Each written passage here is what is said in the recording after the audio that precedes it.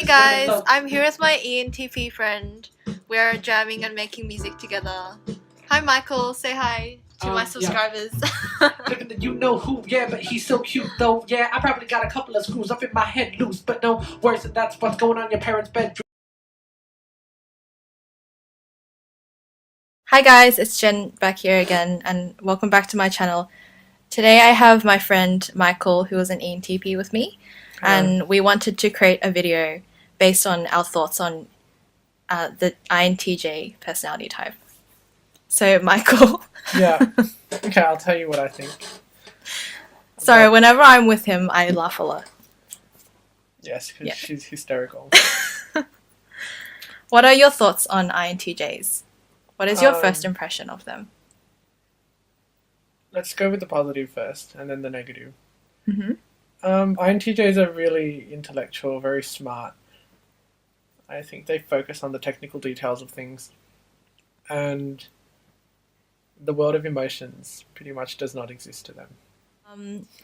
For me, I think one of the INTJ's greatest strengths is that they tend to have very assertive and intense personalities, which you would agree. Yes, very intense. Yes, and we psychopathic.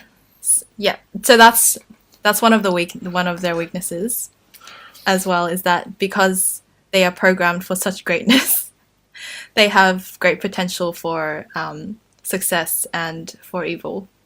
At the risk of sounding offensive, INTJs appear to have almost autistic behavioral traits.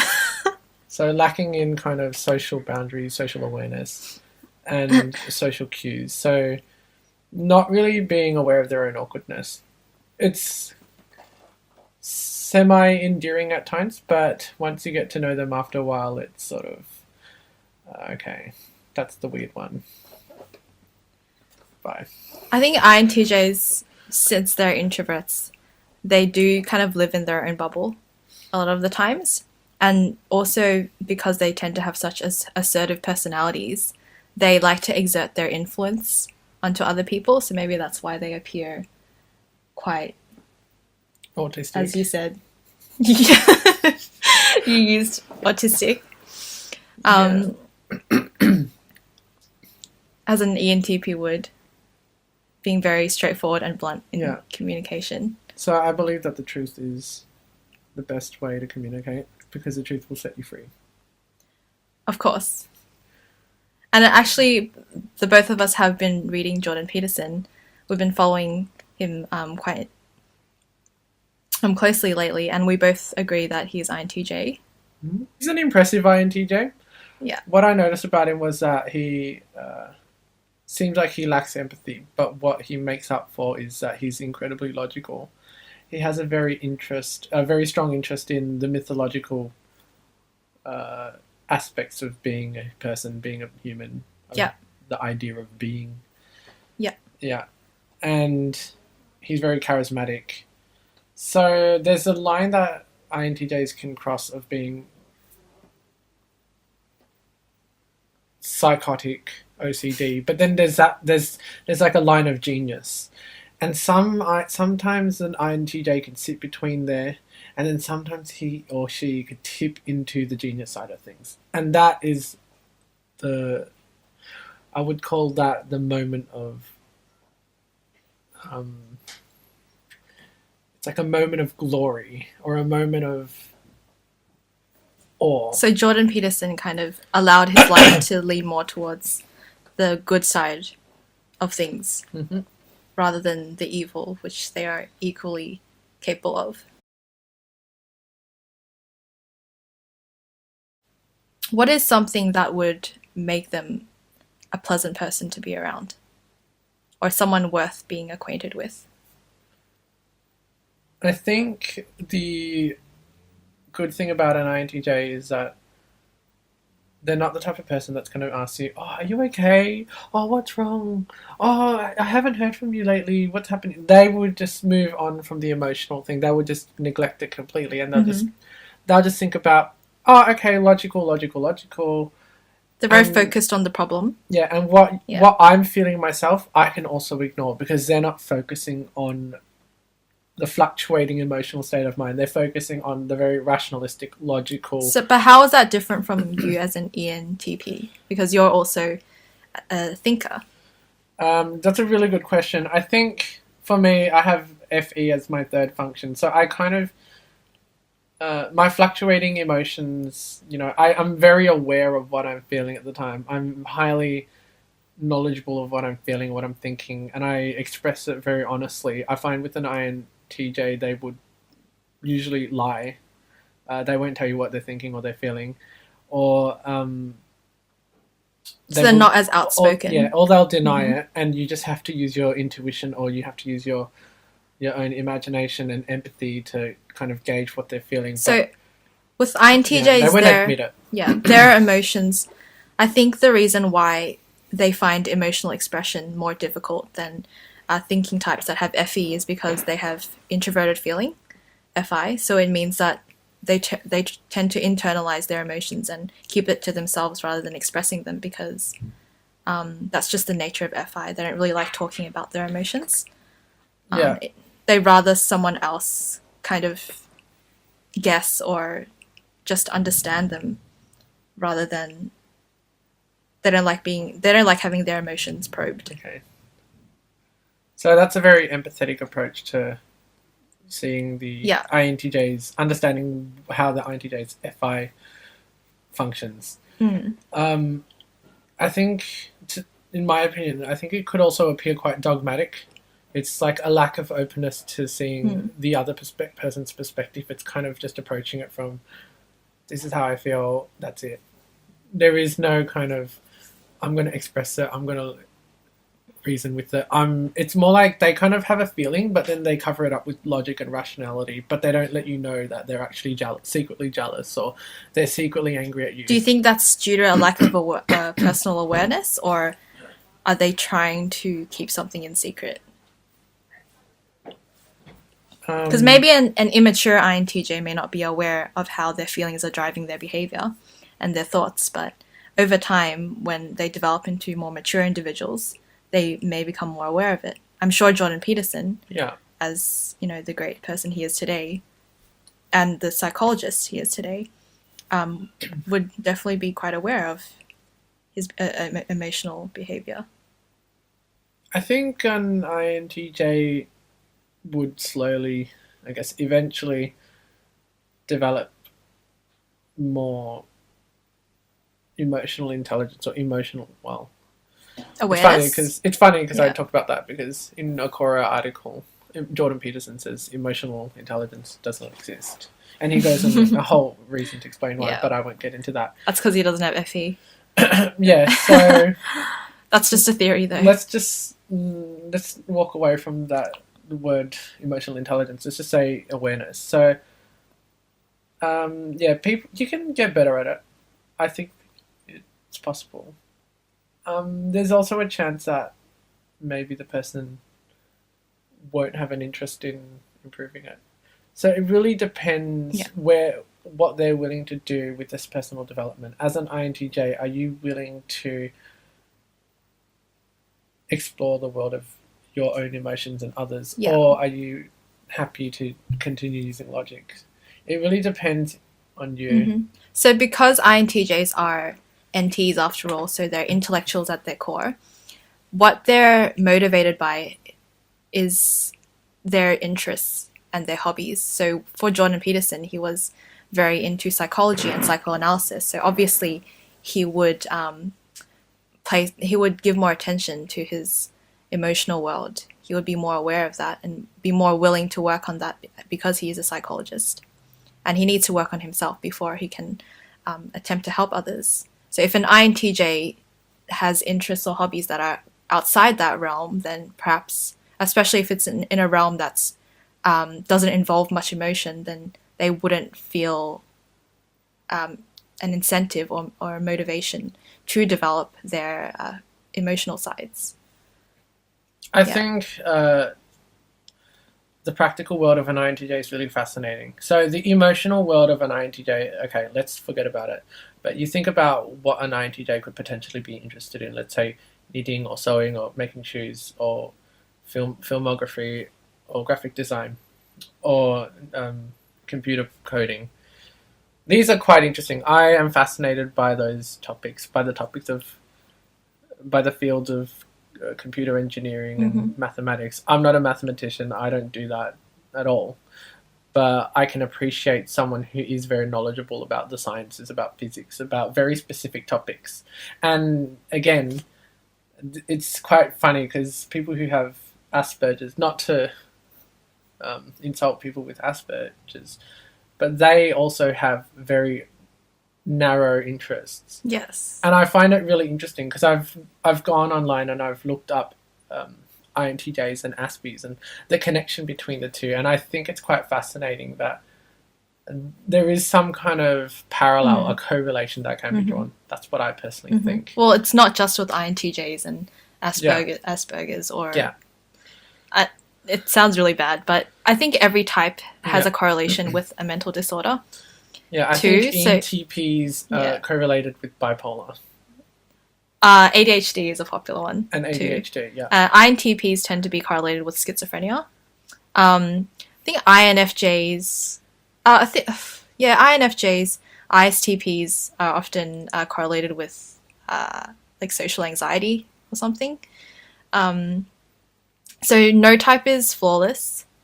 We've all got our problems and our weaknesses and issues that we need to sort through.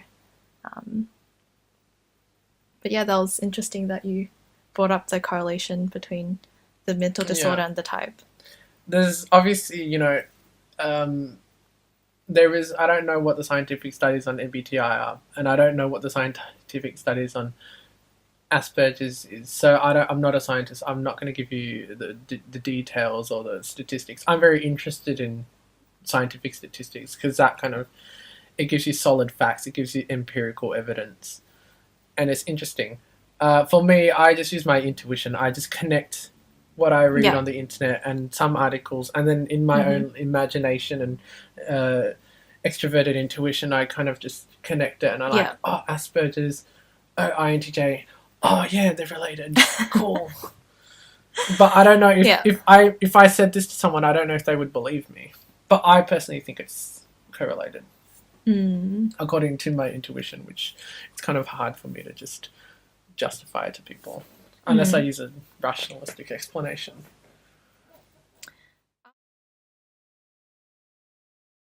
Let's talk about our individual kind of dynamics and interactions with INTJs. So why don't you start first, Michael? How would you describe your general relationship dynamic with INTJs that you've interacted with in the past? I find INTJs are quite nerdy, and I find nerdy people kind of cool, and I also think they're arrogant. I kind of like that. I like the fact that they don't really care what other people think. Maybe they secretly do, but they don't focus on the other person's emotional thoughts of them. They just kind of do whatever the hell they want to do. Yeah. Even if, they would rather ask for forgiveness than permission. So would you say that's a very confident personality type? Well, it might necessarily... It sort of just means they're kind of disagreeable, but I don't know if it means they're confident. Because you could be a juvenile delinquent causing chaos in a school and just punching people and yelling at teachers. I don't necessarily think that's confident. I think that's just a person causing trouble. So they're a bit narrow-minded. Yeah, so in the same respect with an INTJ, there's a line of just troublemaking, and then there's a line of assertive confidence. And they flirt between those two extremes. That's what I think INTJs do. And the developed INTJs or the impressive INTJs will be the confident, assertive ones. Like someone like Jordan Peterson, for example, and not someone who's just in their room kind of hiding from society and thinking so the more mature INTJs are the ones that probably have a solid emotional foundation and a solid identity, or they're more sure of their place in the world or something like that. What is it do you think that INTJs need to work on themselves to become an exemplar of the type. So, despite my strong critiques and criticisms and insulting comments on INTJs and people with Asperger's, no offense to anyone if I have offended anyone. Despite all of those things, I think INTJs are quite useful in society. They kind of break down the whole politically correct kind of way of thinking. They break down the norms. They don't care about what you think or what you feel. They are focused on their interests, their personal growth specifically for them. And I think that's a very strong trait. I think it's very admirable. Even though I may not necessarily get along with every single INTJ on the face of the earth, I can see that they do have some valuable traits. They have a very strong emotional compass. They may not express their emotions to you, but if something is wrong to them, then they will just be very adamant on their objection. And they won't tell you their objection, but they will be very adamant on it. And then they will be very strong with their logical reasoning. I respect that. I respect that someone could be so, I guess, hard-headed in a way. But it could also be a fatal flaw. So you would have, I guess, just balancing when to use the hard-headedness, when to not use it, when to let yourself open up to kind of vulnerability. And that's a very kind of sensitive, new age, feminine kind of word. But I think vulnerability is important. Yeah. So in order to have INTJs, friendships, to connect to one another. Yeah. INTJs allow yourselves to be more vulnerable to the world and those around you, and don't always have your walls up. Yeah. Because we all know that you're very tough and capable individuals, but we're all just human and we're imperfect. So let yourself be vulnerable, let yourself open up your feelings to others. My experience with INTJs is slightly different from yours, Michael's. I think I tend to get along with INTJs quite well. I think INFJs and INTJs can really get each other on a very introverted, quiet level, where it's like we may have very different goals in life. We may have different hobbies and interests, but there is an internal understanding of one another's battle or approach in life, basically, because we both lead with that introvert intuition. So it's kind of like, I understand your journey as a reflection of my own. And I really respect INTJs for their dedication to their long-term goals in life. Their dedication to their goals is so much stronger than an INFJ's because they have extroverted thinking as their second function, and that means that their goals are very set in stone and they know exactly what they're going to do in a year's time or 5 years or even 10 years down the line, whereas an INFJ can tend to be a bit more wishy-washy with their feelings, and it really depends on how their environment evolves with them, because they care so much about the people around them that we can be distracted by those emotional demands. So talking to an INTJ helps to set things straight for us. So if we needed kind of more of a rational viewpoint on things, I'll be like, oh, don't listen to other people, don't be distracted by these emotional demands in your environment. You need to stick to your original goal. And I think that can be very encouraging and inspiring for INFJs. INTJs are definitely very, very intelligent. The way they think is very different from, say, me and Michael, though, because we both have the same judging functions, which is introverted thinking and extroverted feeling. So our thought processes are the same, whereas for an INTJ, they use extroverted thinking and introverted feeling, so their thought processes are slightly different. They're much more empirical, whereas introverted thinkers tend to be more philosophical or logical. So a lot of the times when I speak to types with TE, like INTJs, about philosophical concepts or conclusions I've reached based on logic, they tend to kind of brush that off a little, and they try to exert their own opinion over that, their opinions based on evidence in their lives. So there is that little bit of a communication barrier, but the end result, or the end point that INTJs and INFJs both come to, are often quite similar, and our lifestyles and our perceptions of the world around us are very similar as well, because we share the same perception functions, NI and SE. Yeah. Great. Do you have any comments? That was a bit long-winded, but Do I have any comments? I liked. what did you think of that? Were you surprised by anything I said about INTJs? No, I agreed with what you said. It was interesting that you were talking about long-term dedication. Mm-hmm. I think there are some INTJs that have shown long-term dedication, but then I've met people who are in the INTJ personality type, and so that was one example of that counteracted what you said about the INTJs having long-term goals. And then another example is a different INTJ that I know, an INTJ that we both He's just know. being a devil's advocate at the moment. He's like saying, this is all the things I thought was wrong about your argument, or what you said. But he doesn't mean it. I know he doesn't. No, I'm not. He's a troubleshooter. I like the truth. I like fact. Yeah. So I'm not. Okay. This is not like. And I did not assert any truth there. This is not. That was just my personal. Yeah. Experience. This is not an intentional debate. It's more like just, a discovery of truth.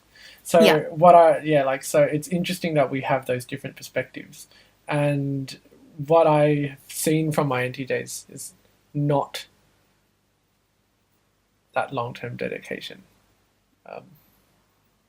More of a very logical, rationalistic way of explaining their goals. So I think what you might be referring to is but not like INTJs that have a mental plan yeah in their head. So obviously because they lead with NI, that's what they live and breathe. Is that mental plan. It keeps them going. It keeps them surviving.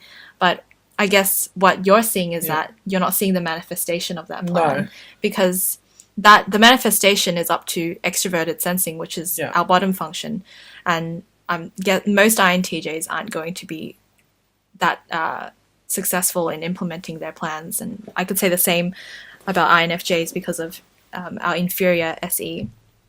So maybe you could be referring to INTJs that haven't fully developed their function stack. And it's hard for INTJs and INFJs as well to execute their grand plans, because we're most of the times we're in our heads just thinking things up, and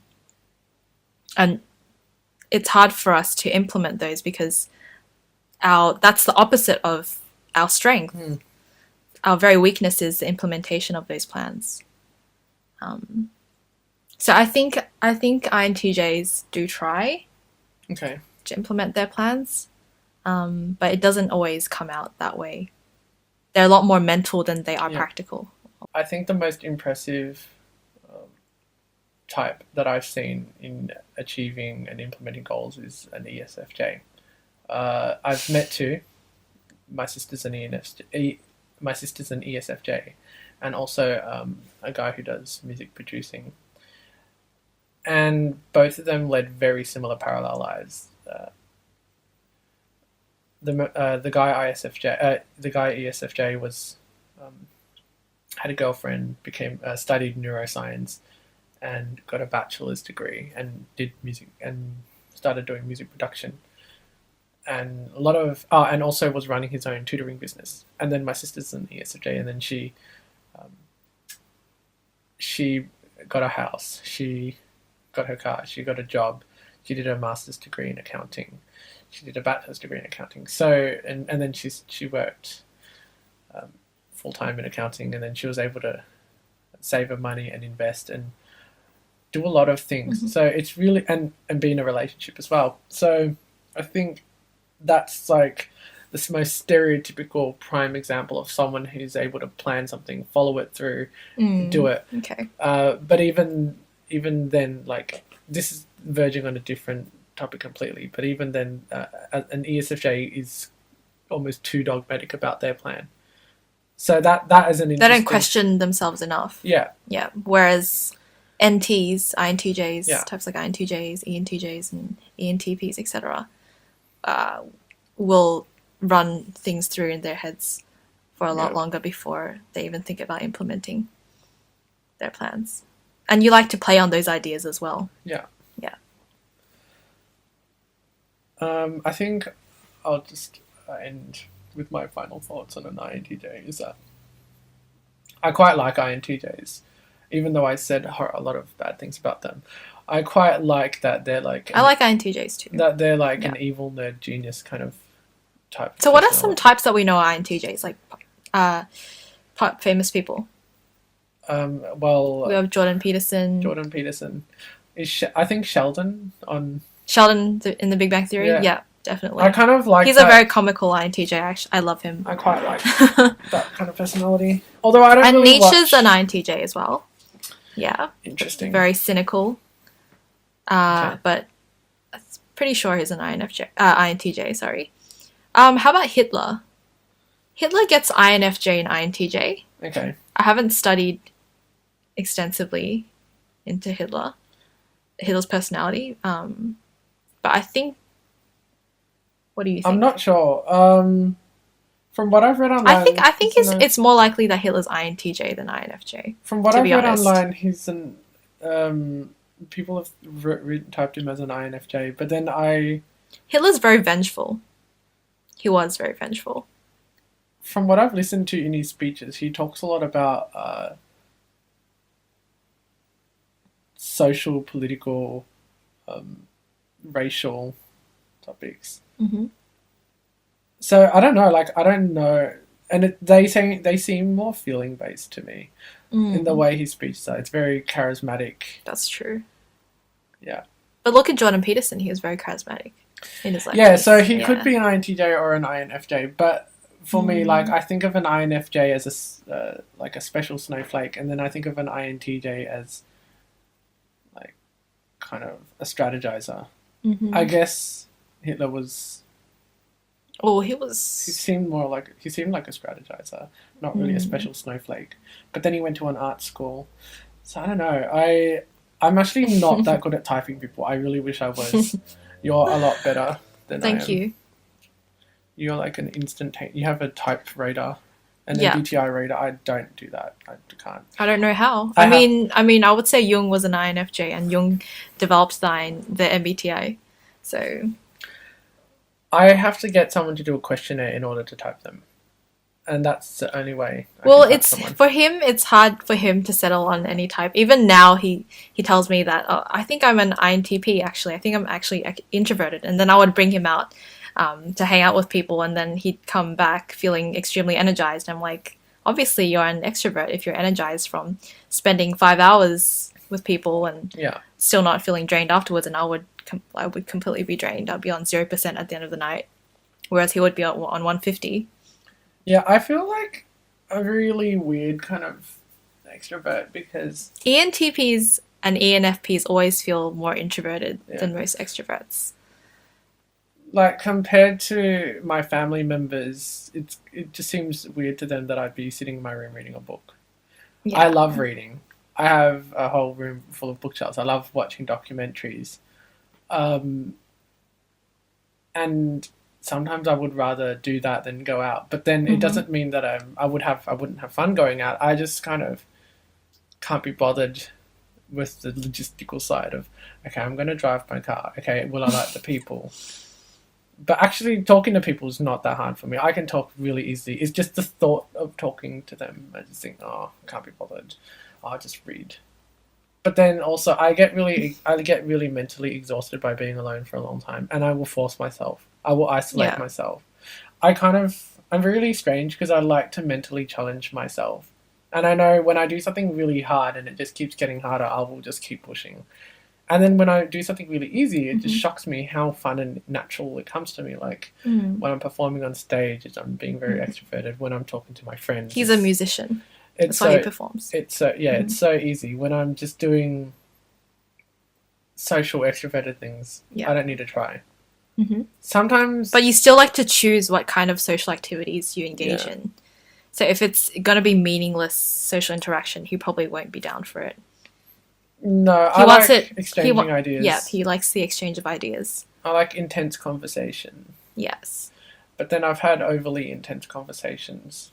I like to be open-ended, not overly narrow. Yeah. I like to explore from connecting many ideas. Yeah. So he just described his first function, extroverted intuition, right there. Yes.